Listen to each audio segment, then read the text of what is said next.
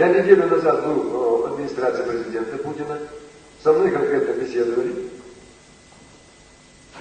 два заместителя главы администрации президента, Сурков, Абрамов. Как вы относитесь к вопросу образования Войнавской республики? Завтра ударить без ночи. Я категорически противник, я об этом заявил, да, обосновал, почему я противник. В одну и ту же реку два раза не входит, русская поговорка. В 1934 году нас объединили, и все беды ингушского народа пошли от этого объединения. Первое, мы сразу потеряли столицу Владикавказ, благодаря вот этой акции.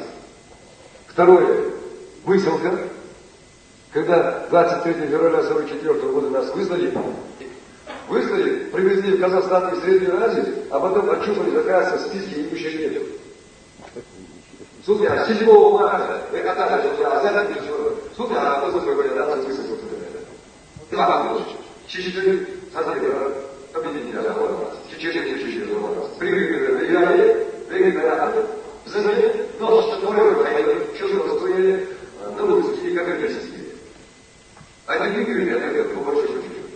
92 год, это тоже причина объединения Чечни и Ингушетии. Цепочка ранее, и тогда надо поддержать